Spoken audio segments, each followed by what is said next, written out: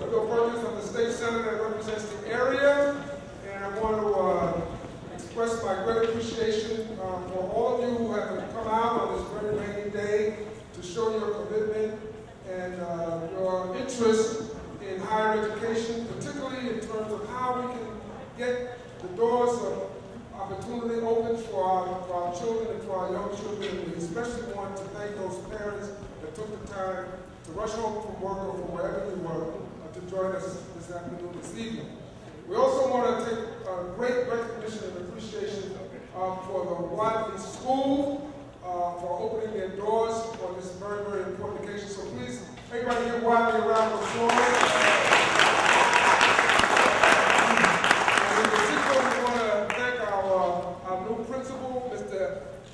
Principal Tyree Chin. We're very excited about his new leadership and the role that we, through my office, will be able to play in helping this school become the outstanding school that we know that it can be and will be. And so we want to give him a round of applause and welcome him a round of applause on his new leadership. One at a time.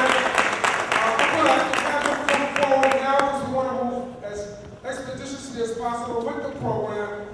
We have an exciting group of panelists that you really need to hear from. We also have an opportunity for you to have more one-on-one interaction with some of the panelists and some others who are here representing different types of educational opportunities, including financing opportunities, as well as admissions opportunities. We'll discuss those further. But without any further ado, what I'd like to do is introduce you to our new principal, Tyree Chin. Good afternoon, everyone. I first want to welcome you all to Wadley and take this opportunity to also thank the community for all the hard work that you have done, all the support that you have given to the school Wadley. Just a few months ago, the New York City Board of Ed was about to truncate our middle school, and because of the effort and the dedication from the community in Harlem, we were able to get the board to change direction and allow the school to continue to grow.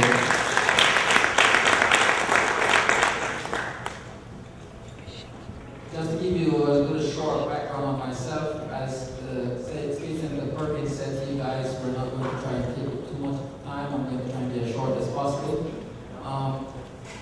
Quick background on myself. I've been a teacher for several years, spent several years as a math coach. I worked for 6 years as an assistant principal in a comprehensive high school that was dedicated to the arts, and Wadley is a middle school high school that is dedicated to the arts. So my goal, my focus, my mission, my vision for Wadley is to make sure that Wadley becomes one of the most premier high schools in New York City, with a focus on the arts and college readiness, and that's really why you guys are here today. The importance of a college education and the idea of what it takes to go to college, with the school and the financial situation that's going on now. As you can see in the news, this is now the newest, biggest topic that's in the eyes of all politicians, to the point where President Obama is going around the country talking about student loans, the impact that student loans are having on the entire U.S., specifically also the minority community, is really devastating. It's almost as bad, if not worse, than the financial meltdown in the housing market. It's really bad, and you guys really need to be educated on what it takes and what is necessary for us to get through the idea of going to college. I'm really excited and happy to see so many of my people here with the interest. Too often we think that college is not for us, and it's just a lie that they tell us. It's a dream that we can all achieve, so I really am very happy to see you all here. And not to take too much time, I would like to introduce to you a member of my staff. He's the greatest librarian in New York City. He spent a lot of time introducing me to several people, so I'm actually very honored today to be the one introducing him. Very elegant speaker. I wish I was as elegant as him, but I'm not. But then again, he's the librarian, so he spends a lot more time around words than I do. I spend more time listening to people at meetings. So without further ado, I'd like Grace Librarian High School. Good evening. What happens to a dream deferred? Does it dry up like a raisin in the sun? Or fester like a sore and then run? Does it stink like rotten meat? Or crust and sugar over like a syrup and sweet? Maybe it just sags like a heavy load. Or does it explode? This evening, in some sense, thanks to my brother Senator Perkins, is about making sure that the dreams of our children are not deferred.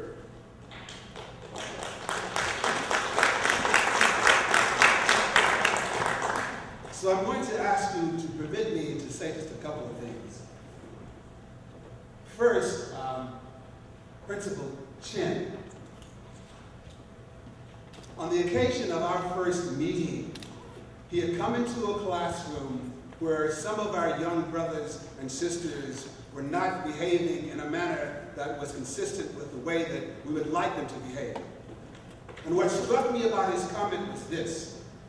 He said that I'm going to say to you again and again and again that we believe in you, that we care about you, that we want what is best for you. So those comments by Principal Chin left an indelible impression in my mind. So I just wanted to share that with you before I introduce Brandon Bennett, who is going to introduce Mr. McCall. But as we talk about dreams deferred, I have to refer again to Brother Senator Bill Perkins, because we are talking about making dreams come true. Several years ago, and he may not even remember this, but several years ago, we in the village of Watley were attempting to put together an anthology of poetry. And I hold it in my hand, Old Flame, New Fire, with an intro by Amiri Baraka. At any rate, I spoke to Ms. Claire and my brother, Senator Perkins, and we let him know that the brothers and sisters in the village of Watley were trying to put out this anthology of creative work. And he rose to the occasion, as he has always risen to the occasion. So I have to say that to you.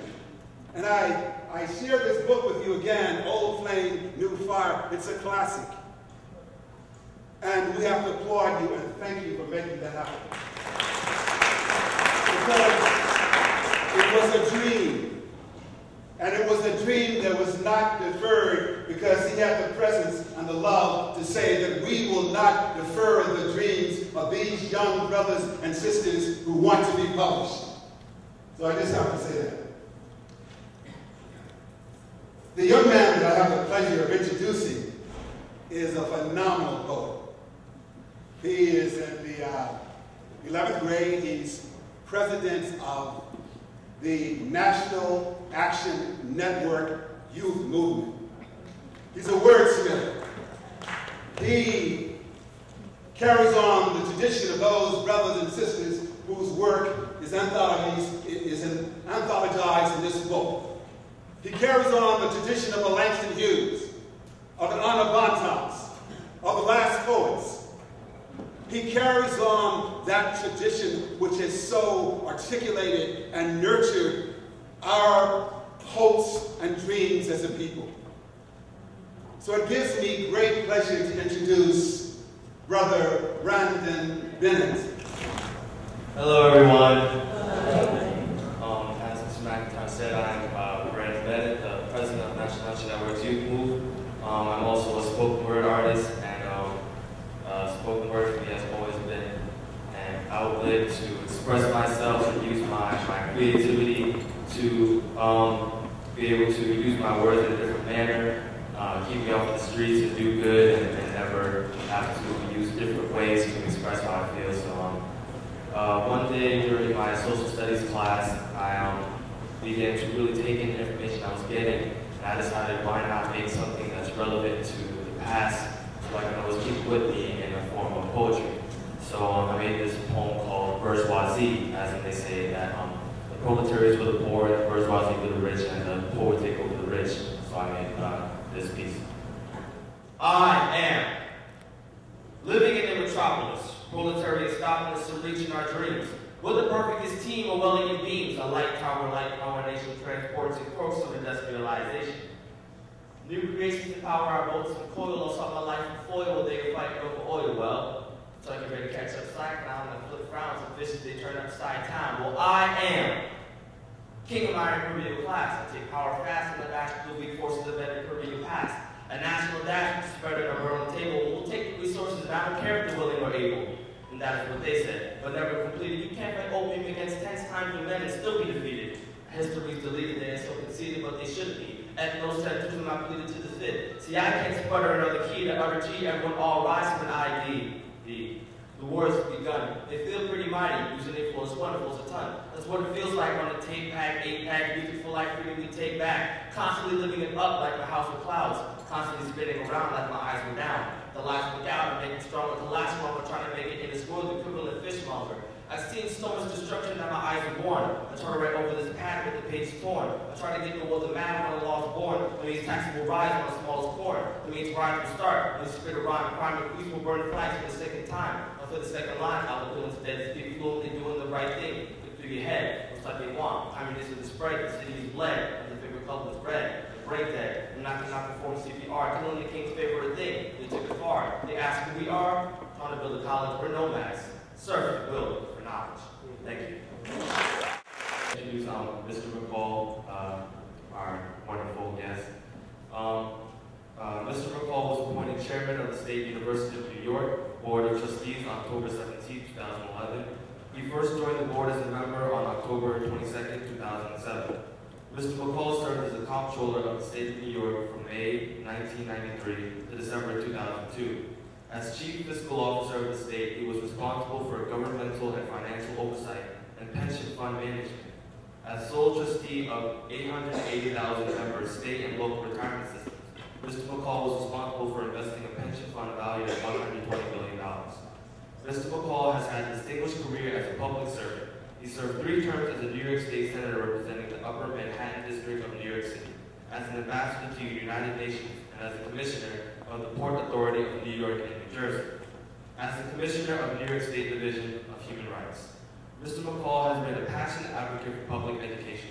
He served as president of the New York City Board of Education from 1991 to 1993, where he set policy for the largest school system in the nation, and as the chairman of the Public Higher Education Conference Board, a coalition of 14-member organizations that supports a strong and vibrant public higher education system in the New York State. He has also been active in the private sector, and he served as the vice president of Citibank and as the corporate director of the New York Stock Exchange, Tyco International, New Planet Reality Corporation, and presently Ariel Investment. He was educated at Dartmouth College and over Newman Theological Seminary and the University of Edinburgh. He is the recipient of 9 honorary degrees. Mr. McCall, we welcome you to Hawaii. Let me ask you this, do we have talent in our community? Thank you very much for that introduction. Thank you for your presentation. I want to thank my brother, Bill Perkins, our senator, for arranging this. But he's done so much for us. But you know, we ought to realize something about history. So let me just give you a little history lesson because it pertains to Brother Perkins. And the question is, he is the state senator from Harlem. And the question is, what next? And the reason I say that, we need to think a little about the history. If we go back, one of the first African Americans to serve as the state senator for Harlem was a man by the name of James Watson. He left that and became the chief judge of the Customs Court for the whole United States. He was then followed in the state senate seat by a woman named Constance Baker Motley, who then became a federal judge. She was followed by a man by the name of Basil Patterson, who then went on from being the state senator in Harlem to be the Secretary of State. He was followed by a man by the name of Carl McCall in the state senate seat, who went on to become the controller of the state of New York. He was followed by a fellow by the name of David Patterson, who went from being the state senator to being the governor of the state of New York. So what's next for Bill Perkins? So, Bill, thank you for what you do. And I just want to say we've got a distinguished group of people who are here to talk, to help. Let me just say a few things. I want to start with this. College is not an option.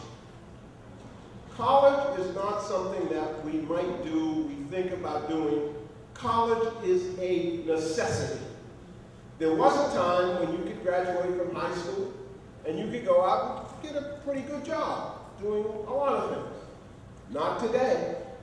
The jobs that we know today and the jobs that are developing for the future need, as a minimum, a college education.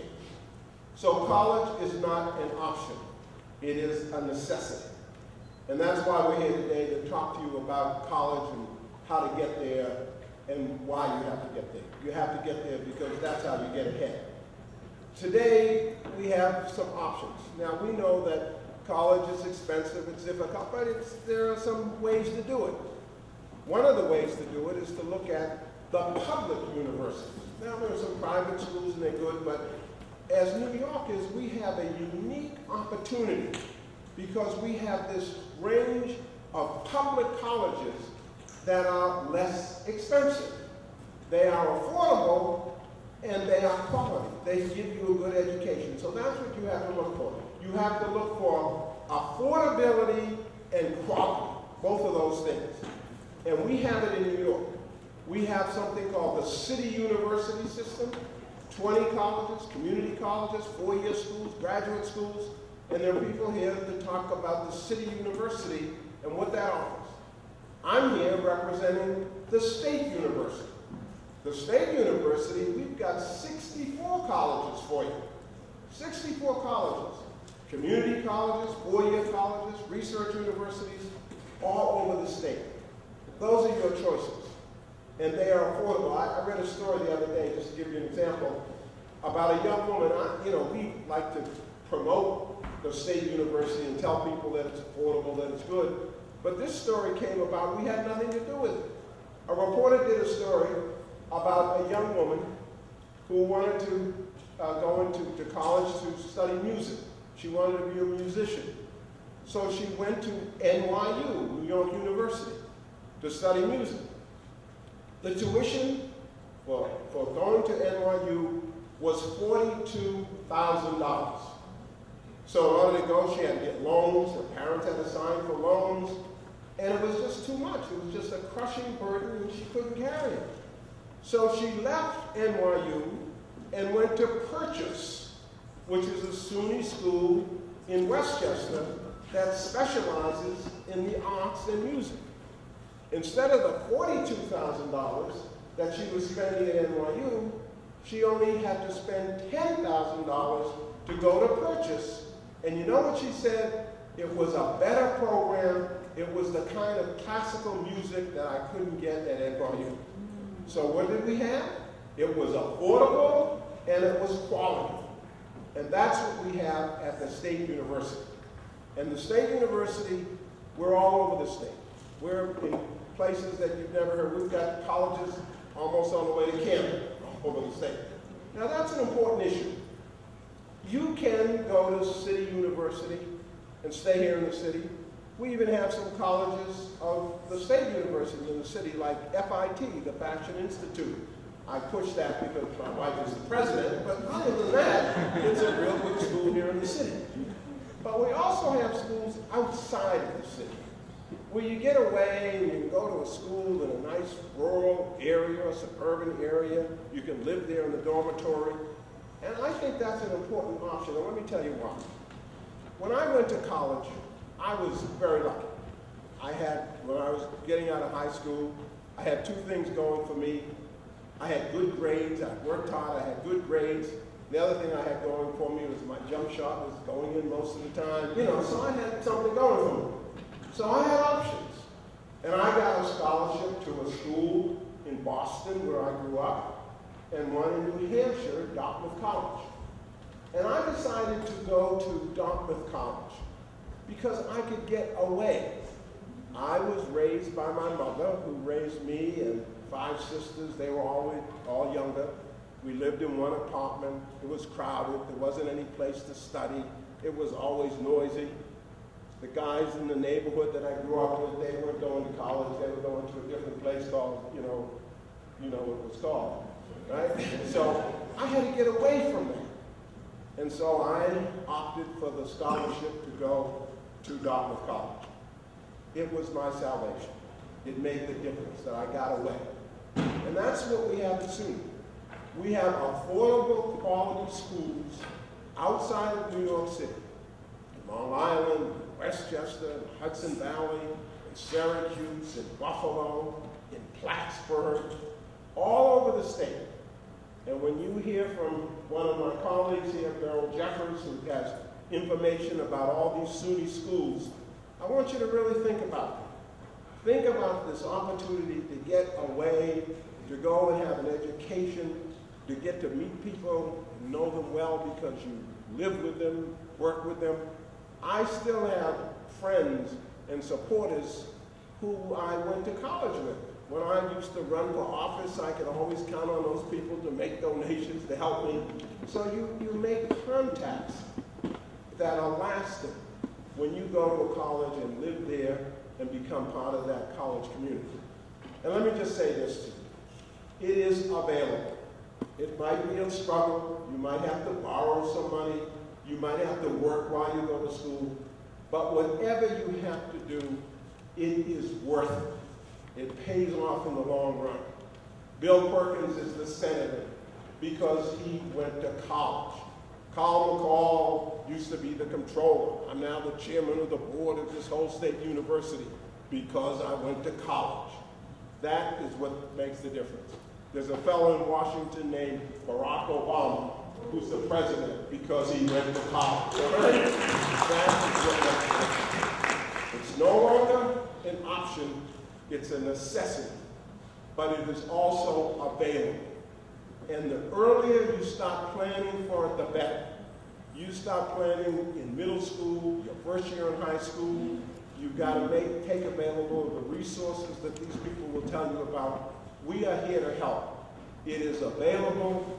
Don't think you can't make it. Don't think it's not available to you. It is. And the folks you're going to hear from today are going to help you. I'm available. Bill Perkins is available. If you get stuck and you need some help, call us. Because we want to get you in college and we want to get you finished. If you come to SUNY, one of our community colleges, you can then transfer to the four-year college. If you didn't do as well as you should have in high school, we've got remedial courses to help you once you get into junior college. So it's available, it's necessary, and we're here to help because your future, our future, depends on you going to college. Thank you very much. Give him a standing ovation, please. Give him a standing ovation. Thank you so much.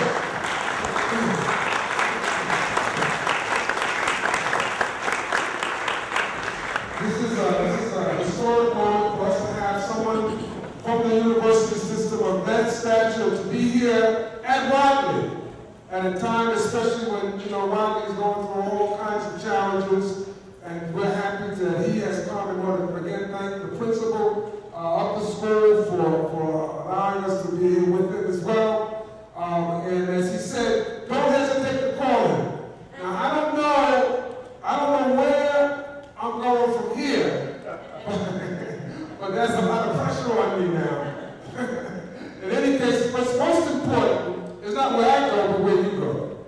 What's most important is not where we go, but where you go. And the day and the days after today are all about what we can do to help you get the kind of education that you deserve and that will enable you to take care of your family, to take care of your community, to take care of yourselves. And so we're very honored that he has come, but we're even more honored for the panel that we have. But in addition to all these important people that are here, the most important people that are here are sitting on your left and sitting on your right. So please say hello to the person that's sitting on your left. Introduce yourself to the important people on your left and on your right. So now, without further ado, we have this outstanding group of panelists that we want you to hear from. What I'm going to do is I'm going to let them introduce themselves and their organizations with a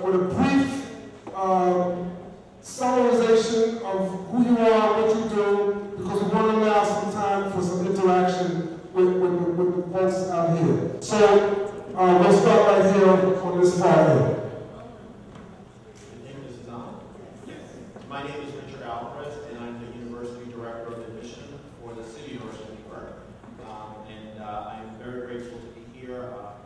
I tell my colleagues that I have the best Director of Admissions job because I get to say yes to everybody. I work for a system that has 24 institutions here in the City of New York, 18 of which enroll undergraduate students, and we have students who are entering our highly selective institutions, we have students who are entering our general education institutions, but we also have students entering our community colleges. And one word about community college, I've been in the field for many, many years, and when people ask me, where I went to college, I'm a proud alum of Hunter College. No one has ever asked me if I started there. So it's really not a matter of where you start, but where you finish. And to kind of reiterate the comments that Chairman McCall made is that one of the great advantages of the United States of America, and in New York in particular, is that every student can go to college. There are no barriers other than the ones that we place on ourselves, and we are here today to try and facilitate those transitions. But please keep in mind that every single child can go to college, and we want to make sure that that happens.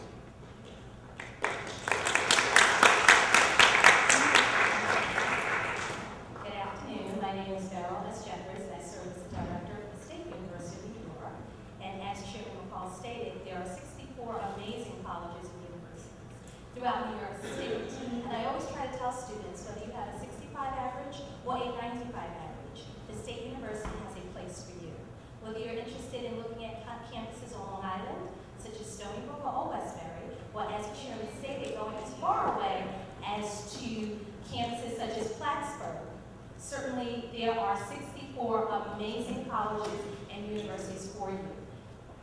We also have campuses that are very affordable, whether they are university centers, university colleges, colleges of technology, or the very amazing colleges, the community colleges. There is absolutely a place for every student in New York State that wants to look at a SUNY school and go away and live on a college campus and have that amazing campus experience of being a part of a campus culture and a campus environment. I am a proud product of the State University of New York. I went to SUNY New Paltz, and from there I was able to get a fellowship to go to Columbia University Teachers College. And so tonight we are here to provide you with information on how we can better help you, provide resources. We have a lot of material downstairs on the college tables about both the City University of New York, the State University of New York, as well as financial aid information to help you. So we stand ready to help you.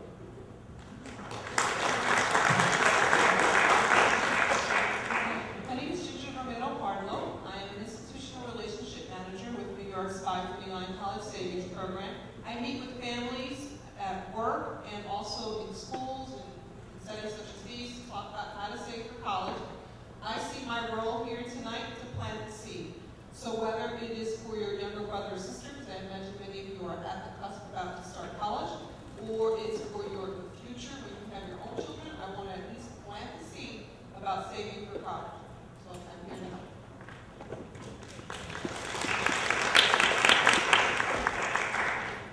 Hi, my name is Michael Plowski. I'm from Test Prep Report, and Touring Company. One of the scariest things about going to college or trying to get into college is taking the test that you have to in order to get in. And that's the SAT or the ACT, depending which one you prefer. Now, of course, preparation by studying the material is very important, and there is no way to score well unless you study very hard for that test. There you go. Okay, there you go. So like I said, yes, you can study hard for the test, and that is required. That is definitely required if you want to do well on the SAT or the ACT. However, a lot of students are really anxious about the test, and we are here to give a more wholesome preparation for the test. We take into account how you feel about the test, what your previous test-taking history was like. We try to help you in many ways which are a little bit unconventional, but they have worked. And I am very happy today to present a class that we have come up with. It's a speed reading class, and it's a test-taking strategy class. The idea is that if you take the verbal section of the test, you can prepare for it by reading a lot. However, the more you read and the more you practice, what you will get better at is understanding what the passage is about and what the author is trying to say. What you will probably not get better at is how fast you read. That's something you've noticed. So the content mastery goes up, but the speed of reading does not, which means if you have trouble finishing the section on time, you will not get better at it just by reading more. So we are here with the speed reading class, and it's a very short class, it's only 5 hours, and students come out of the class with phenomenal results. Our average improvement after 5 hours is about 13% on the score, so that's pretty high, and if that's something you're interested in, definitely talk to me after the panel is over.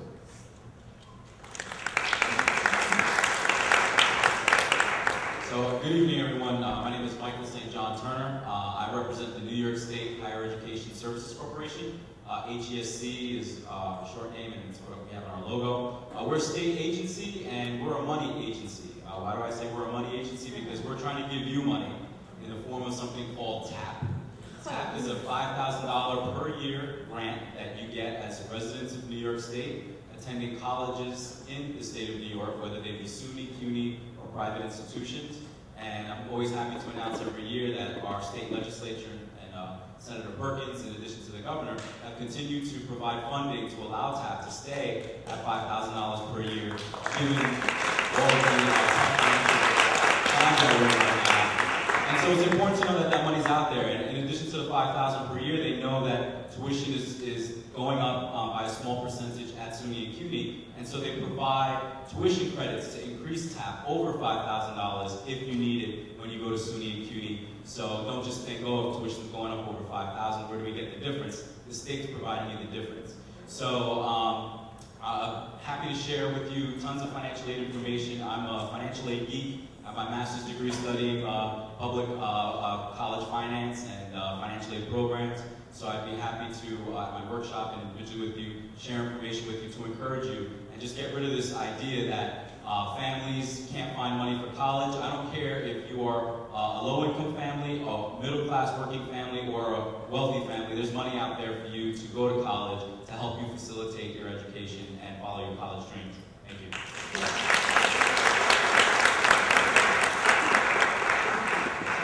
Good evening, everyone. I'm Rachel Cleaver, and I'm the Director of Programs at Let's Get Ready. And Let's Get Ready is a free SAT prep and college prep program. And our program runs in the fall, spring, and summer. And this summer, we're going to be offering a program in 7 areas of New York City. You can sign up on our website, and all we ask is that you have a want and a desire to go to college, or at least you're thinking about it, and that you will show up for the classes. We have no GPA requirement, and once again, it's free. And the cool thing is you're actually taught by college students. So they feel your pain, they just went through the application process, they just took the SAT, and they have strategies and manuals, and they can help you conquer that test, which fortunately you need to take in order to go to many schools these days.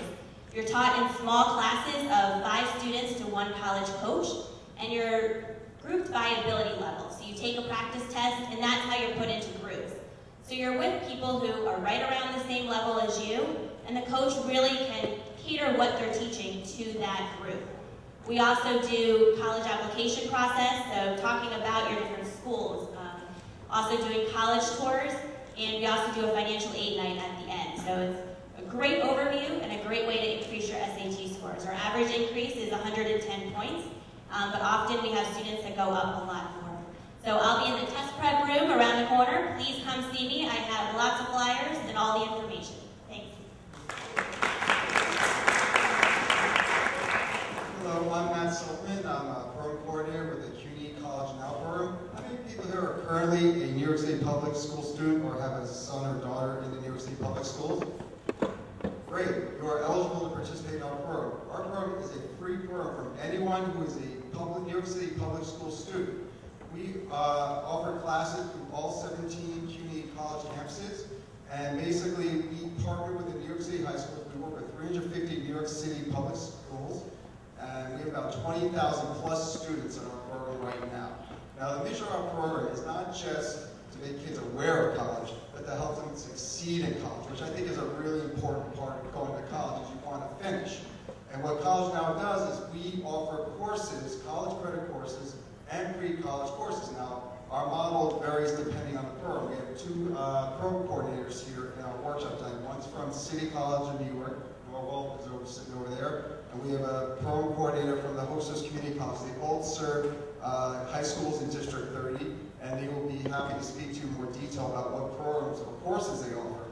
But essentially, we offer courses depending on the program on the college campus, which is a great experience for students. They come on the campus to basically enroll as college students, and they take college credit courses, and then those courses, if they come to CUNY or another college, will count towards their credits in college. And also, by going and taking these courses, they experience college, they get to know what it's like to be in college, and it's really an invaluable experience, I think.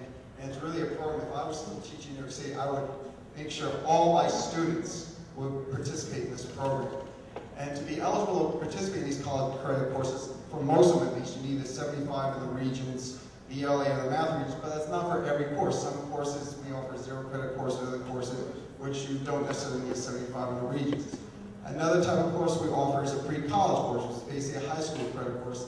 And these courses will help you prepare for the college credit courses or help you give you information about college.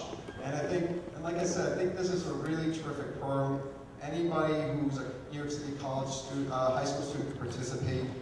And basically, if you participate in college, now we have other opportunities as well. We have a model city council where students can actually be part of it. They do a mock model city council, and when the model city, I guess when the council chamber is ready, they could actually do a mock council meeting in there in this program. We have a Myself Third scholarship, which offers $2,500 to $5,000 for the first year if you go into a CUNY college. And we also, in the program, we have tours and other things as well.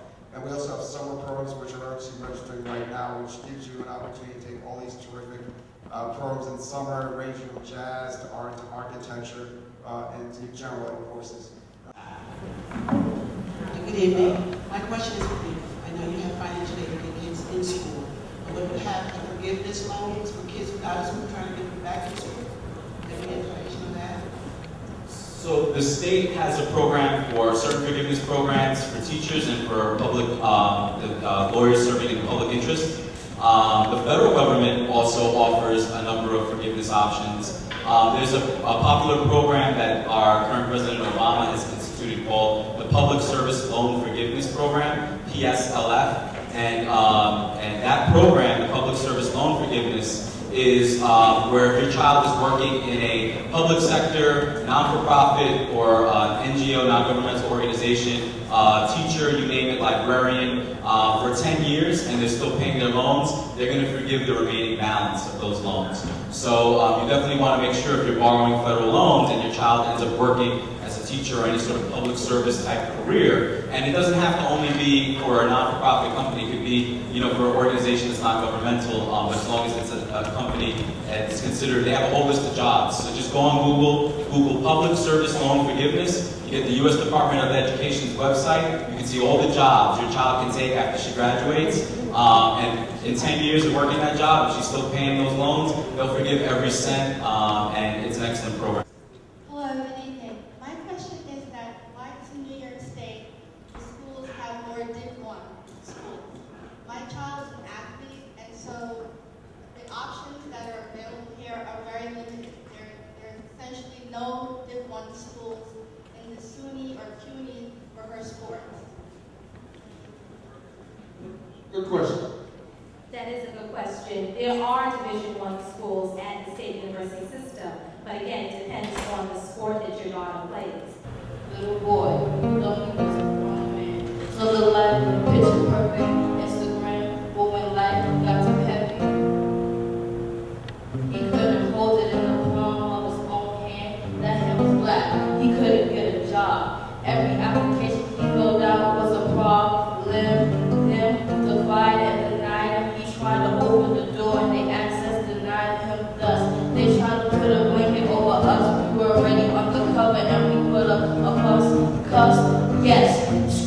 for our mind, the soul freedom was the goal. And he said once more, they put the plate away, and then they fade away. What can he tell his children? No more food. Those lusters, what can I say to my kids? What that could call it my last supper. But then, them, us, we stand. We scrubbed on the floor. Did Harriet Tubman really stop going through the Underground Railroad because her feet were sore? No. The Trayvon Martin really had to die to fight for what was right because he was a little boy who just left the store. Now I'm gonna say it once more.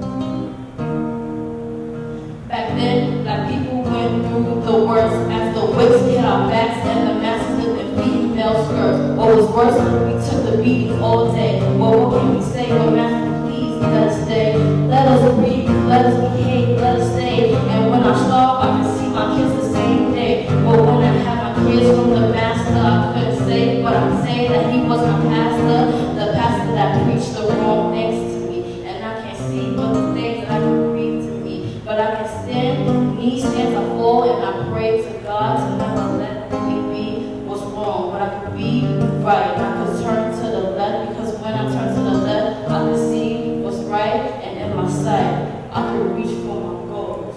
Today, I say once more, it's the horrible truth that I can prove it. And all the things I can't do or move it, because we can make it. We can take what can be taken. Our souls and minds can do, but we can know that we can break it. And it seems that Martin Luther King dreams, but when I had a dream, and everybody had to be clear, because once I told them the truth, they said that my dreams had became a nightmare. It's a problem. But what is horrible is the truth.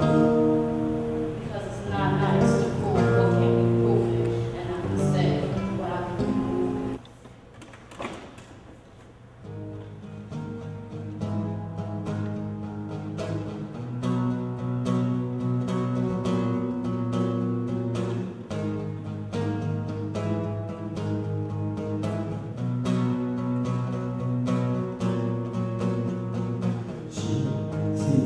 Dressed in melody, stretched across my pain, my torment and the pain, lead through and cover me.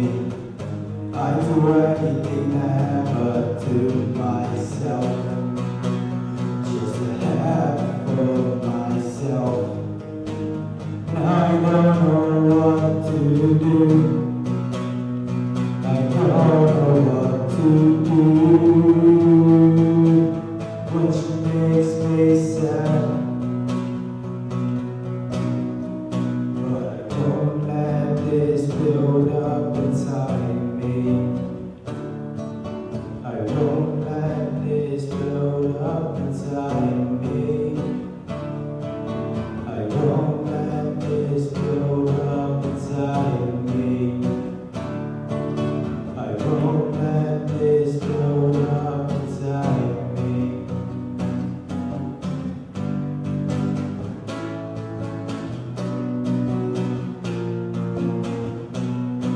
I catch a knife from jump, torn into pieces. I won't, no.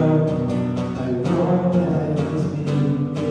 I won't let this build up inside me. I won't let this build up inside me. I won't let this build up inside me. I won't let this build up inside me.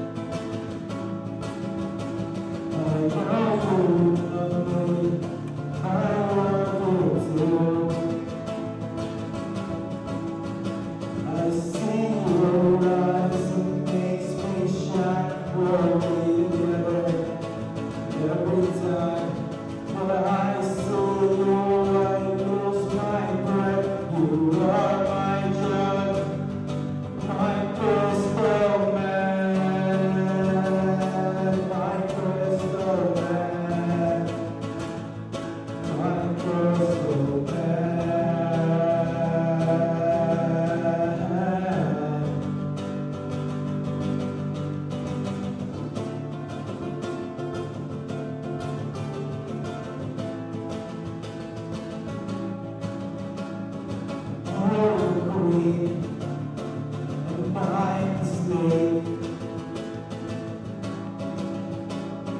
Now tell me, and I'll behave.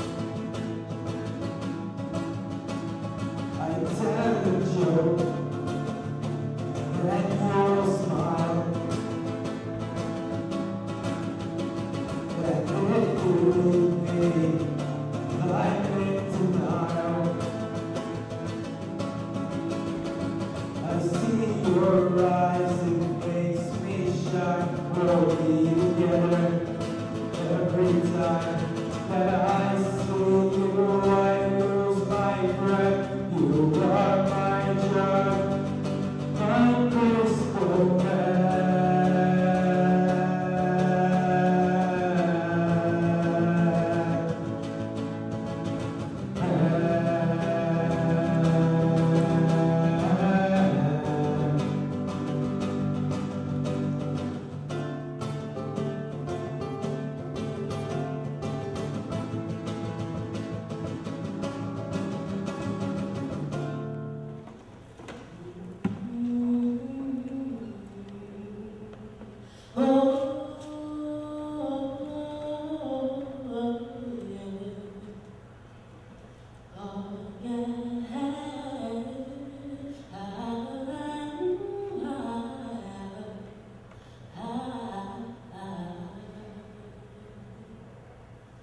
Somebody told me once that pain is a game we all gotta play.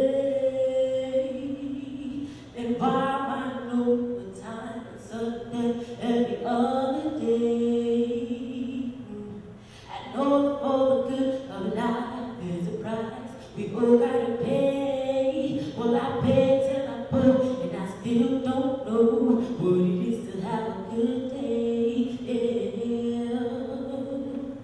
Since everybody knows what it is that I need to do, but do me a favor, let me worry about me and you worry about you.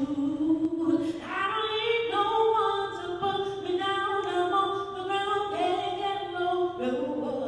I don't need no one to hang around and make me frown, just makes me look good.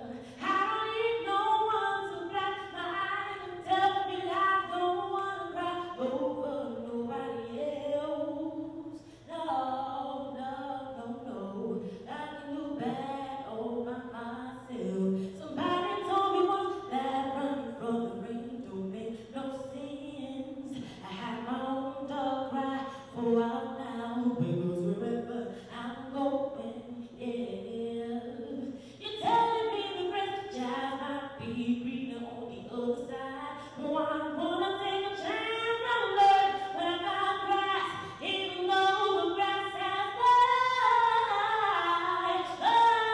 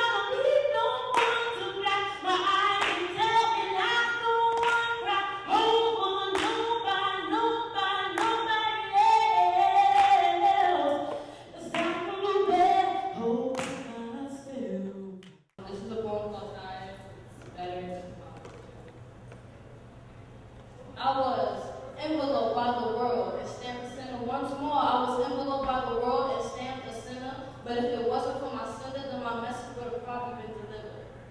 You see, I've learned in life that when one's options come amiss, this diminishes fear. Knowing what must be done does away with fear. You see, memories of our days and our lives will continue in others.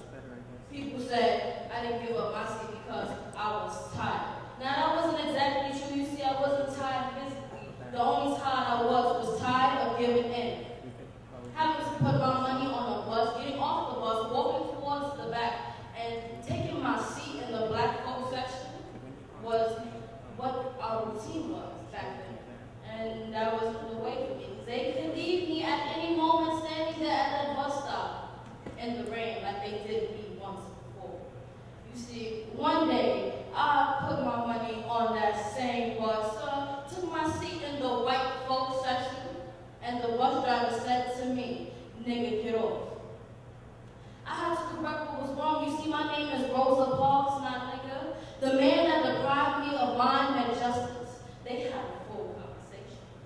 You see, I was tired of being discriminated and factored out of society because I was what they call a nigga. I could be green, orange, blue, or whatever, but I'm still called a human being. See, even though God said, God made me who I am because I wasn't white, I'm still a human being. I don't care. But I was tired of being factored out by society because they couldn't accept me for who I was. Had to strap my tongue for the boss that was racist towards me. No, I was sick and I was tired. Did I mention I was tired? But being tired couldn't be my excuse forever because you see we was all tired and nobody had the chance to awaken from their dreams. I awakened from mine. It wasn't easy, but I did it because I was asleep for so long and nobody had the chance to wake me up. But when my eyes finally popped open out of my head, I saw the light when I was in dark, and God had to take me out of that because the Bible was what I dug my head in, and 6 feet under was what I did not want to be. So I said what I had to say, and I did what I had to do because I am Rosa Parks. I do not only speak for young women, but I speak for everybody who was being attacked because they was racist. Because his story made history. And his story made his story made mine. Now, if you could all check for the woman who's been through the worst, and you could see that we've all been through our times of hurt and our times of suffering. So, give a round of applause for the ladies who've been through the worst, but give a standing ovation for the ones who've been through the worst. This is obviously a highly interested group of panelists who have a lot they want to share with you, and I know a lot of you have questions that you want to ask, and I want to make sure that we're moving according to how people want to move.